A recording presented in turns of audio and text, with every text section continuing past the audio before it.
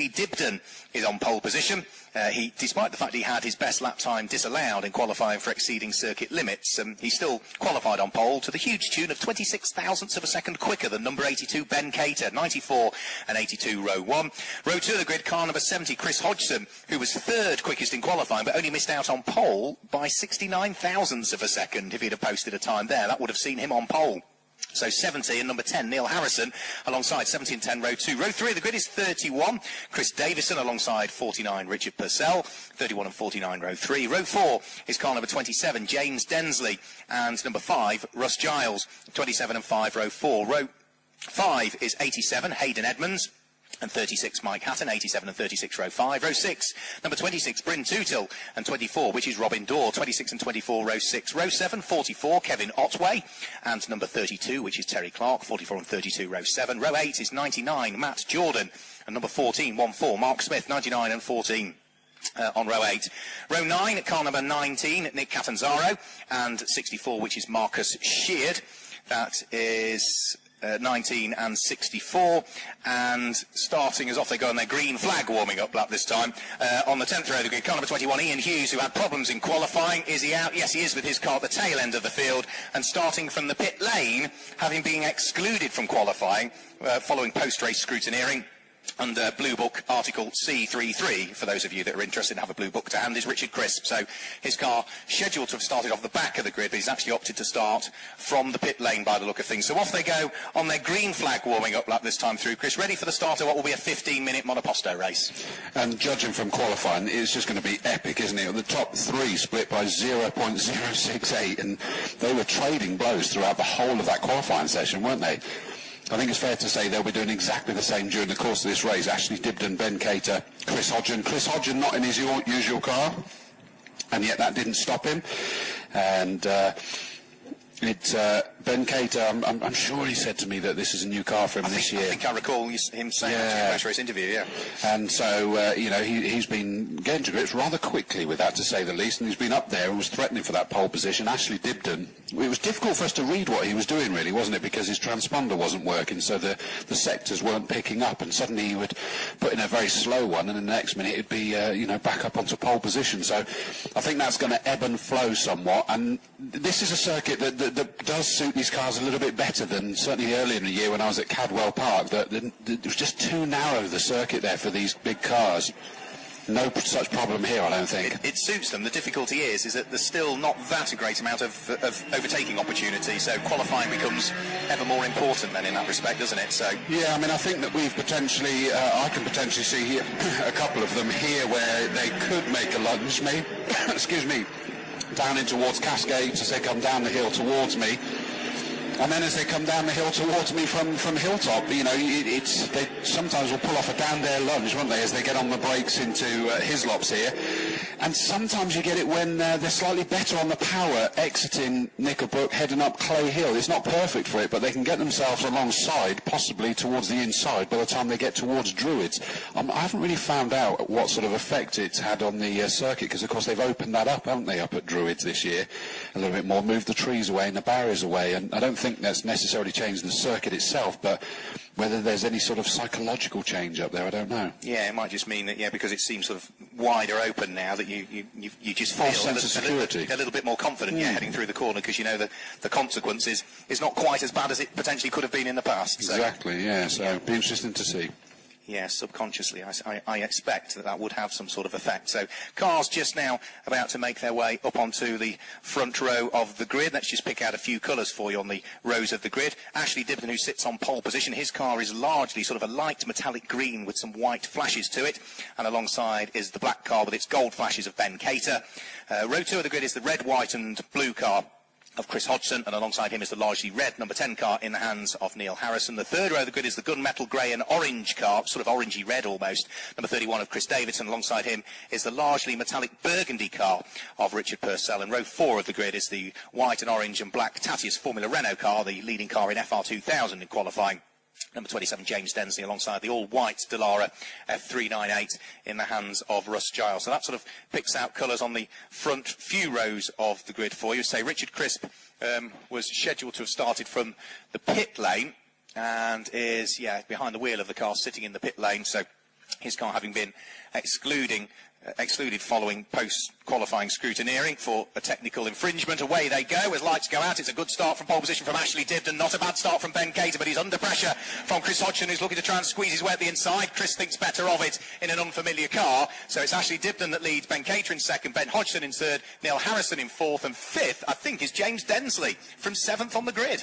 Well, they're coming down towards us, and Ashley Dibden has absolutely romped away and left everybody miles behind at the moment. The black car of Ben Cater still sat there in second, a very small gap before the red, white and blue of Chris Hodgson in the number 70 sat there in third. Now, he's not got any fresh air behind him. It was being really harassed by Neil Harrison in the red Dallara F302, and we'll need to see where it all sorted itself. There's a few of them just locked up their brakes as they came down for the first time down the avenue towards Cascades on the slightly colder tyres, slightly colder brakes, and trying to make some kind of lunges in the early stages of this race. Interested to see what Richard Crisp is going to be able to do. And here comes Ashley Dibden, and suddenly that massive amount of gap has not disappeared, but it's certainly a lot less. Ben Cater has closed right in that black and gold number 82 onto him. In fact, now I would say it's largely disappeared. There's probably about 4 or 5 car lengths as they exit and start heading up the hill. Oh, now Ben Cater got very wild there, and he just suddenly could have almost got whiplashed the way that whipped from left to right, the rear end. So Chris Hodgson will be trying to really take advantage of that. He's sat there in third, closing in on him, but I wonder what that will do for Ashley Dibden, because as I say, that had actually sort of ebbed away the lead that he had as they went past us. Very rough sounding car there. I think that's the Van Diemen of Ian Hughes, still sounding bad, unfortunately, Mark. Yeah, 2 for the lead as they head into and out of Lodge Corner. As for Richard Crisp only now as he got going from the pit lane, we're side by side for the lead of the race as Ben Cater looks to try and draw himself alongside Ashley Dibden, but he's on the outside line heading up towards Old Hall Corner, and Ashley Dibden, just by the skin of his teeth, keeps his nose ahead. Ben Cater might try and cut back on the exit to give them the momentum onto the avenue. We're side by side, disappearing out of my view, down towards Cascade. Oh, and it looked as though Cater was going to make a little move. He had a little snifter up the inside as they came into our view towards Cascades, thought better of it and ducked himself back behind to take the speed through the corner. And to me, that looks like that might be working, because it looked like he was still closing as they went all the way along Lakeside and disappeared out of our view. Chris Hodgson just kind of sat there with a grandstand seat, and I wonder whether your comment, Mark, about him, not being a car that he's used to could really have a major part of that, is that he's not necessarily comfortable enough to throw his nose where it's not really wanted just yet. So he's just sort of taken a grandstand seat, especially when these two are getting really close as they disappeared. Ashley Dibden still has the lead as they come back over the hill into our sights, and Ben Cater not quite as close as I was expecting to be. Big lock up by Chris Hodgson. He's had to straight line the Hislop chicane down here, and he's weaving round the bollards. He's not going to lose a place, and I think he's going to be okay because he's no closer there, but he just completely locked up and realised at the last minute that there was no way was he going to be able to make that corner, and so he just straight lined it. So still in fourth position is the red number 10, and it looks like the grey and orange Chris Davison, number 31, is sat there in fifth. No, he's in the pit lane at the moment, Chris.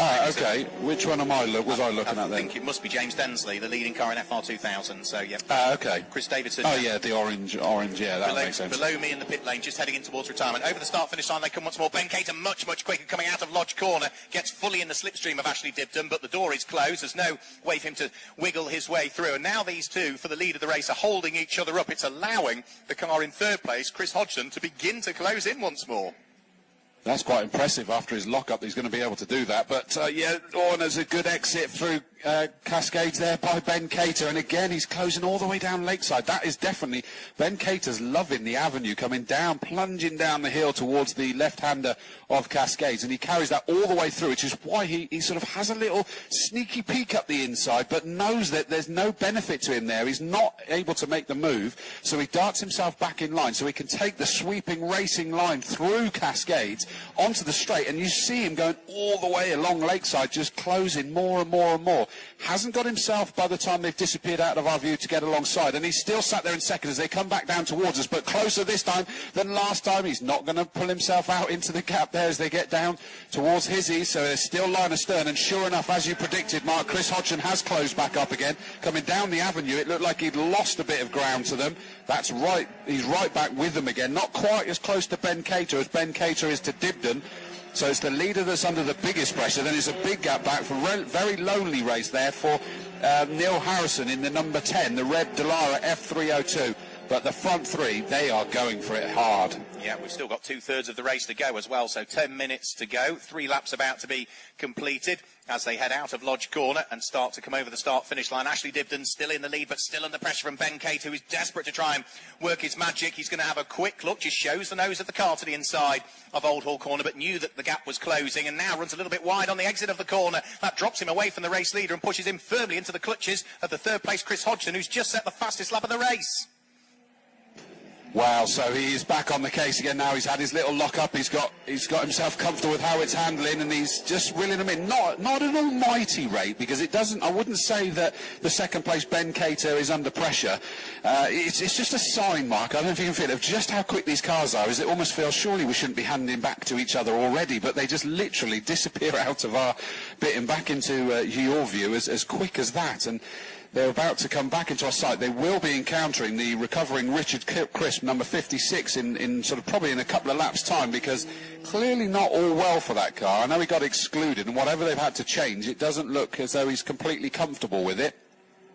Through come our leaders into his lobs. Oh, and a little bit wild for Ashley Dibden there. I think he's feeling the pressure there from Ben Cate. Ben's not close enough to make any kind of challenge. He's just sort of sat there in his wheel tracks at the moment. And again, it is more the front two that are close together. Despite the fastest lap of anybody by Chris Hodgson last time, he's sat there with a bit of daylight before it gets to his third position. Waiting for the arrival of our race leaders back into sight once more. Here they come up towards the braking area for Lodge Corner, and it is Ben Cate that leads the race. Ashley Dibden in second position. Chris Hodgson not that far away in third place. So through they go. The black car with its gold flashes. Ben Cate leads. Ashley Dibden, championship leader in Mono F3, down to second position. Chris Hodgson there in third place. Fourth is number 10 Neil Harrison. Fifth and leading FR2000 should still be James Densley at this stage, with Hayden Edmonds, number 87, in sixth position. Well, I don't know where that lead change happened then. Yeah, it must have, but I mean, it was bizarre as they went up Clay Hill. Ben Cate wasn't even really in striking distance, so Ashley Dibden must have made a very slight mistake. He kind of looked a little bit out of shape as he came down towards us here, but nothing too dramatic. But yeah, to have suddenly got into the lead there and be over a quarter of a second ahead as well. Have you got sector times, have you, for them? Yes, I do, but yeah, it's already on to sector 1 now. It's got to be in that third sector somewhere, hasn't it? Yeah, he must have. Which really can only be Druids, because he was already through by the time they got to Lodge. Yeah, he must have just run a little bit wide there. Well, has he got an issue? Because now Cate is in the lead. He's pulling away from Ashley Dibden, and Ashley Dibden's straight line in the chicane down here, and surely that's going to allow Chris Hodgson to go through. No, not quite. He's still sat there in second.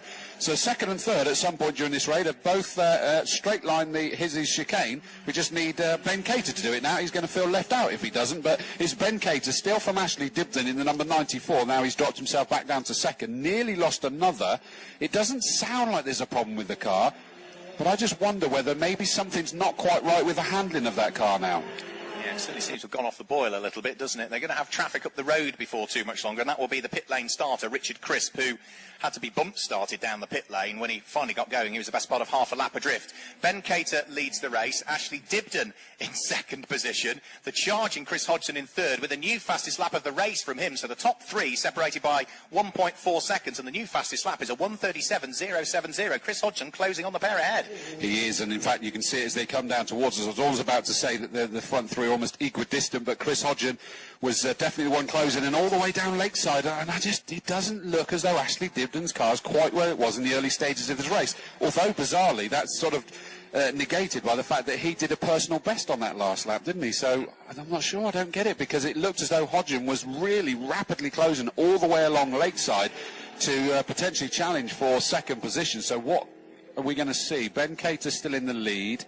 We've got back markers coming over first, so there's actually a lot more cars they're going to be encountering soon. The new improvement in terms of lap time for Dibden was probably because of the shortcut to the chicane. And in fact, Dibden is down to third, because it is now Chris Hodgson up into second, and Ashley Dibden's not only down in third. That was a bit confusing for a second, because we had battling back markers, so I couldn't quite tell who was who for a second, and was surprised it to be who they were. Ashley Dibden is way off his pace. There's no question about it. He's up Clay Hill, and I think he's struggling. That's more than handling. There's something not right with that car. So Ben Cater, number 82, is up into the lead. Up into second now goes the number 70 car, Chris Hodgen, in a car that he's not familiar with. An awesome performance by him at his local circuit. And Ashley Dibden, are we going to see him retire into the pit lane? Well, let's hope not, because Ashley has been Mr. Consistency so far this year. He's had 4 class wins, 2 seconds. His worst has been a 3rd in class, and that is where he currently lies, 3rd in his class and falling away. That car is on 3 cylinders now, absolutely. His lap time, 1 minute 43.9, 4 seconds slower than the car behind, which is the car in the hands of Neil Harrison, who is surely going to catch him over the course of the next 5 minutes. Well, Ben Cater's had a good run through the traffic here, though. He's in the lead, and by a massive margin now. I think Chris Hodgen got totally balked even before he came into my view, and then again as he came down into Cascades, he had to jink one way, then put the brakes on and jink the other way, because the back mark, I don't know whether he just didn't see Chris coming or something, but that has cost him massively. The gap was 2.8 when they went across the line, and I would suggest it's going to be even bigger than that by the time they come through next time. Not just by some good laps by Ben Cater, but Chris Hodgen will be a much slower lap this time round, I have no doubt, as through they come. By the way, I also noticed the number 26 car of Tootle, that's the leading 2000 class.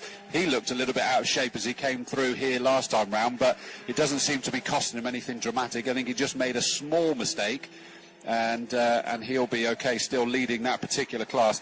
Ashley Dibden coming through in that 94 car, and now, as you say, he's right into the clutches of the number 10 car, the red car of Harrison, as they go up the hill, so he's possibly not going to even find himself on the podium. Yeah, that'll be the first time this year that he hasn't secured a class podium, but with a car that's only firing cleanly on, well, maximum of 3 cylinders by the sounds of it, he's really going to struggle, because that car is going to be well down on power. Our race leader, Ben Cater, is about to squeeze his way through and past another car that's been firing on 3 cylinders since the beginning of the race, which is Kevin Otway's number 44 car. New fastest lap of the race for the race leader. Let's just guide you through the top 10. Number 82, Ben Cater, leads by almost 5 seconds now from number 70, Chris Hodgson, in second place. Up to third comes Neil Harrison at the wheel of number 10. Down to fourth goes number 94, Ashley Dibden. Fifth place, but leading FR2000, is James Densley. Sixth place is Hayden Edmonds, number 87. Seventh is number 49, which is Richard Purcell. Eighth is number 5, Russ Giles. Ninth is number 36, Mike Hatton. And in 10th place, leading Mono 2000, is Bryn Tootle. The only car that we haven't mentioned that is a class leader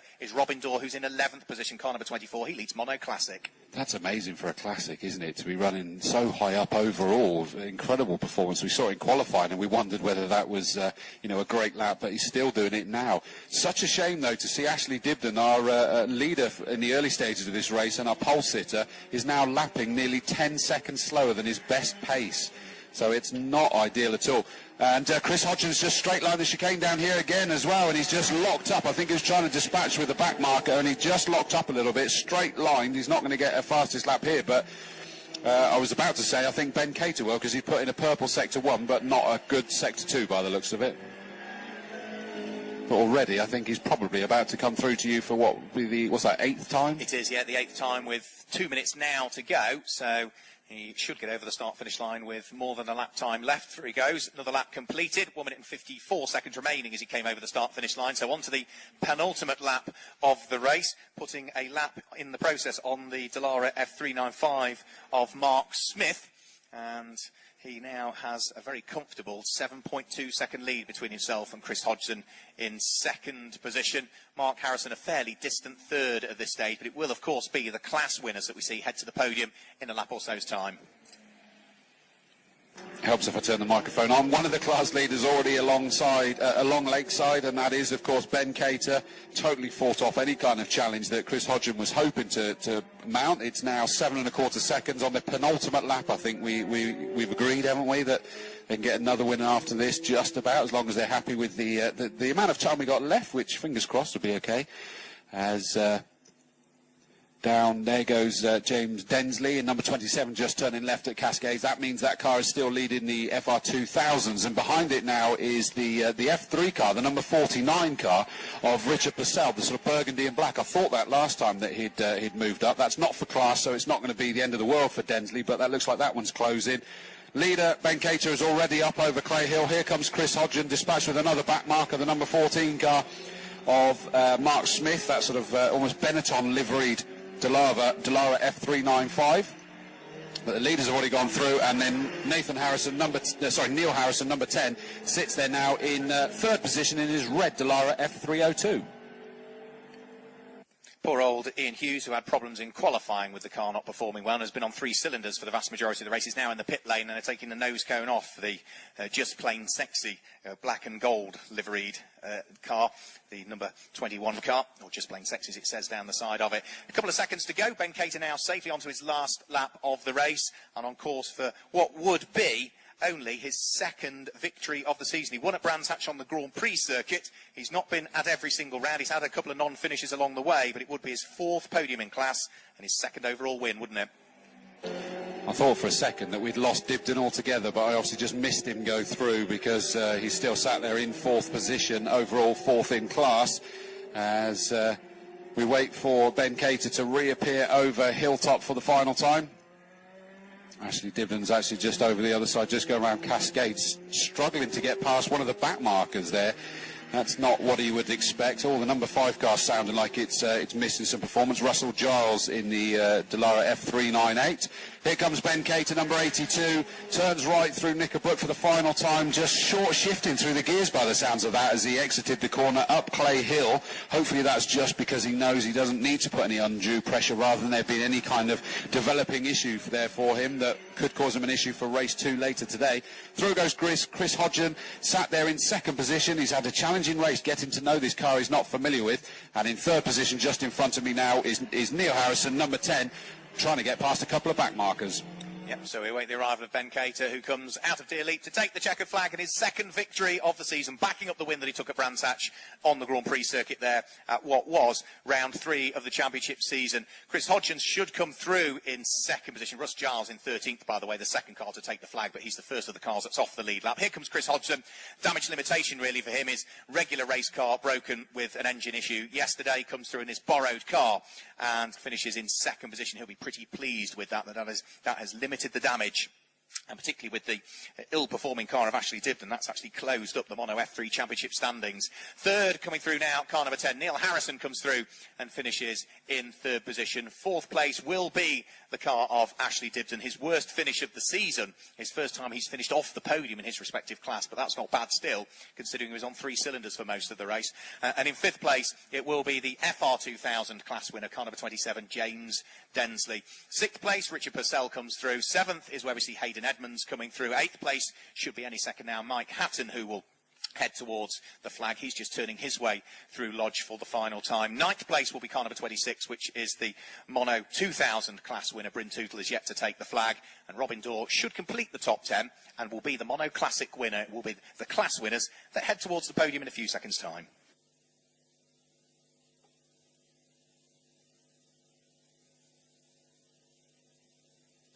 Thank you very much, Mark. And I'm just looking up towards Hilltop, and we've actually got a car that has pulled off into retirement there. I can't quite make out the colours of that one, unfortunately. It may well be 99 Matt Jordan. He hasn't crossed the line yet, so it may well be that car. Just because I can see luminous orange flashes, but apologies if I'm wrong. I can't quite make out the number at this stage, but all it's done is just pulled off onto the grass as they start coming back down the hill. So Mark makes his way now to the podiums to greet the class winners.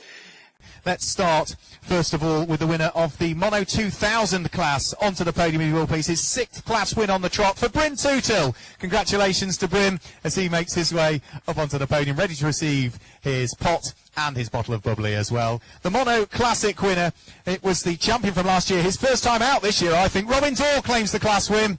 Thumbs up from Robin as he makes his way towards the podium and receives his trophy from Rachel Lovett. The winner of the FR2000 class with his 4th class win of the season, it's James Densley.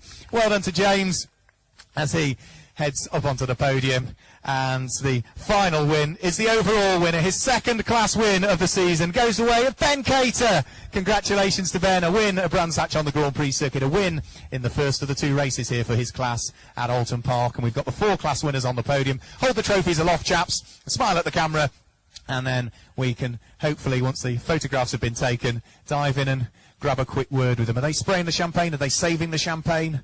No, I know, but the other guys didn't worry about that. They got themselves wet. So, final photos being taken. Do you want another photo there, sir? He's trying to... back on, look. Come on. We've got another photograph to be taken yet. Then we'll dive in, look. So we reset the podium. No one will ever know come the photograph. Right, let's grab a quick word if we can with Ben Cater. Ben, your second class win of the year, but that was one you had to work for, that's for sure. That's Ben. Oh, Ben, you're there, sorry. You jumped down. Oh, sorry. Yeah, it was good fun for the first few laps because Ashley and I were good in different places on the track, and I was enjoying it. And it's a shame that I think he fell back with maybe a misfire or something. I don't know if I overtook him before the misfire happened. I like to think I did, but oh, we'll say you did. Yeah, well done. Thank you. But you had to fight, equally as much. Chris Hodgson, unfamiliar car from him, so he was managing to keep up with you. Was he? I didn't see him. My mirrors are obviously wide angle. Pleased with the win now. You're second of the season. Yeah, I'm really chuffed. I mean, we're having trouble getting adapted to the new car, so it means it's working all right, which is what we want. Very well done indeed. We'll grab a quick word with the win of the Mono 2000 class, which is James Densley. So, James, fourth class win of the season, and it's one that you had to keep an eye on your mirrors to see what Hayden Edmonds was doing. Yeah, he was a bit closer than I'd have liked, really, until we caught some traffic towards the end and there was a bit more of a gap. But, yeah, until then it was a bit tighter than I hoped. And in terms of the championship, that closes things up. Yeah, hopefully. Keep chipping away. Try and do it again in the next one. That's it. That's all you can do. A quick word, if we can, with the winner of the Mono 2000 class, which is Bryn Tootle. Bryn, you sort of seem to have the upper hand over the rest in your class in qualifying and brought that through to the race. Yeah, fortunate really. Didn't get much competition from that side, which I'm sure they'll give me some stick for. But as someone from the old competition, Robin was with me. I could see him most of the time, so yeah, I enjoyed it. Six on the bounce for you now. Yeah, don't tell me. Don't tell me. Keep that string going. And a quick word with Robin Dorr. Robin, you're the reigning champion in Mono Classic. I think it's first time back out this year, and you claim a class win. Yeah, it's good fun. Yeah, enjoy the old Formula Vauxhall. It's easy car to drive because our Tom's is broken at the minute, so from Silverstone. So we thought we'd rub the dust off this and come and have a play. It sort of worked beautifully to plan, didn't it? Yeah, we enjoy it. Yeah, it's good. Bring the race to Bryn Tootle later on, see whether you might be able to overhaul him. You were close, as he said in that one. Yeah, I qualified in front of him for the second race, so let's see what happens. Better start. See what happens, yeah. Get in the lead at the first corner, stick your elbows out, see what happens from there. Congratulations, our class winners in the Monoposto race for the Mono F3, the Mono 2000, the FR 2000 and the Classic 2000.